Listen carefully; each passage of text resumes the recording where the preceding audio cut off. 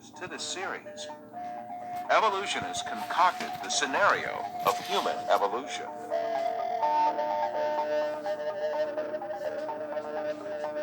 The most important role of this scenario is given to the extinct ape species called Australopithecus.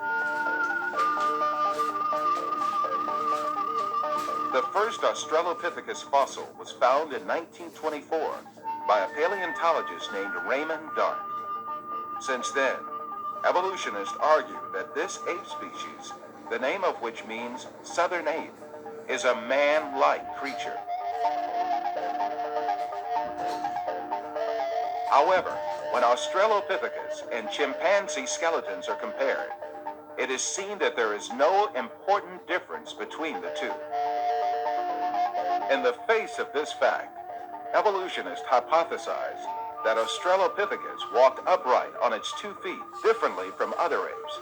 However, two world-renowned anatomists, Lord Solly Zuckerman and Professor Charles Oxnard, refuted this allegation. Simply put, Australopithecus, advanced as the ancestor of man by evolutionists, is merely an extinct ape species.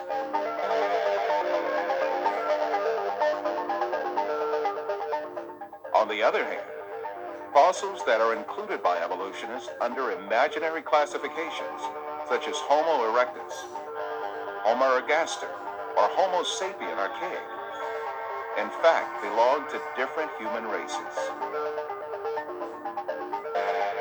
When these fossils are inspected, it is seen that their skeletons are essentially the same as those of people living today. The only dissimilarities are a few structural differences in their skulls. But differences like these are to be found in different human races alive on Earth today.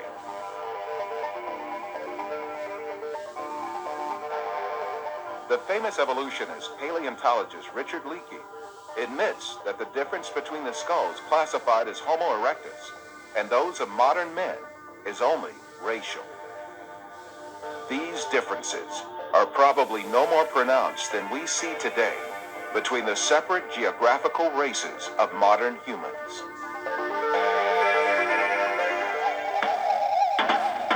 The only defense left to evolutionists against all these scientific facts is just one thing: propaganda. The baseless scenario of the human evolution is imposed on the public by means of imaginary drawings that appear in evolutionist publications.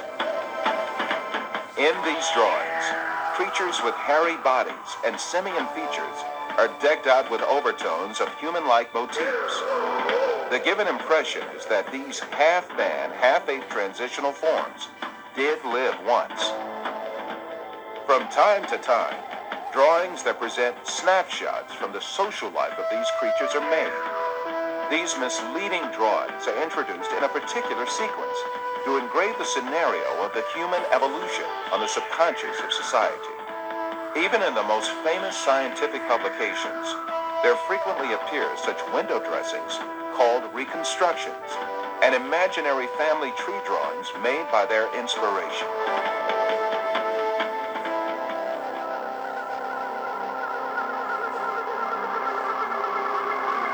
The imaginative power of evolutionists is not limited to fictional drawings and models. They go even further and shoot movies in which imaginary half-man, half-ape creatures act. However, all of these are pure deception. The only evidence at hand is generally nothing more than a few skull fragments or a tibia. The hair, skin, nose, ears, lips, or other facial features of a living being cannot be determined from its bone remains.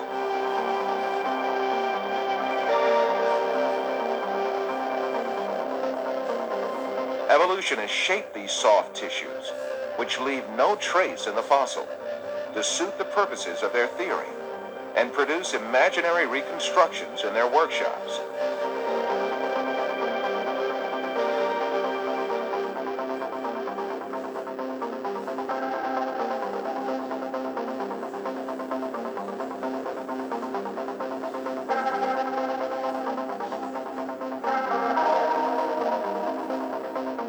Ernest Houghton from Harvard University states that these drawings have no scientific value. You can, with equal facility, model on a Neanderthaloid skull the features of a chimpanzee or the lineaments of a philosopher. These alleged restorations of ancient types of man have very little of any scientific value and are likely only to mislead the public. Evolutionists go so far in this subject that they can even invent very different faces for the same skull. The three entirely different reconstructions made for the fossil called Zinjanthropus is a famous example showing how persistent evolutionists are in producing these false masks. Evolutionists engage not only in drawing and modeling tricks, sometimes they commit deliberate forgeries. The most famous of these frauds is the Piltdown fossil, introduced in England in 1912 by an evolutionist named Charles Dawson. This fossil was presented as the most important transitional form between ape and man and was displayed in museums for more than 30 years. Experts who re-examined the fossil in 1949 discovered that it was a forgery that had been produced by attaching an orangutan's jaw to a human skull.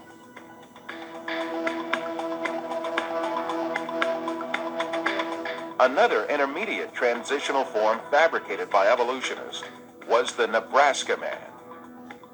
This was cooked up in 1922 on the basis of a single fossil tooth. The evolutionists did not neglect to give it an ostentatious Latin name, Asparapithecus haroldcooki, or to make imaginary drawings related to it. It was soon revealed that the tooth that had been the source of inspiration for Nebraska man in fact belonged to a wild pig. Many other fossil skulls have been presented as great evidence for evolution, failed one by one. Neanderthal man was advanced as evidence in 1856, dismissed in 1960. Piltdown man was advanced as evidence in 1912, dismissed in 1953. Zinjanthropus was advanced as evidence in 1959, dismissed in 1960. Ramapithecus was advanced as evidence in 1964, dismissed in 1979.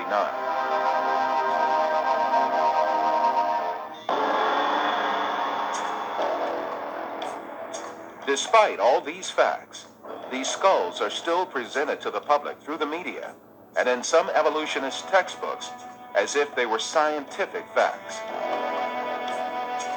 In many countries, an important part of the society supposes that evolution is a proven fact. A great deal of this so-called evidence of evolution, much of which has been dismissed by evolutionists themselves, is still presented to school children in their textbooks, where they are depicted as the ancestors of man.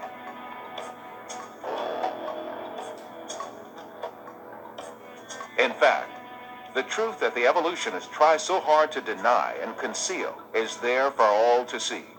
Species appeared all of a sudden and perfectly on the earth. That is, they were created. The divine creator, ruling over the whole of nature, created all kinds with their unique and perfect traits. That divine creator is Allah, the one and only God. He is the Lord of the heavens, the earth, and all that is between them.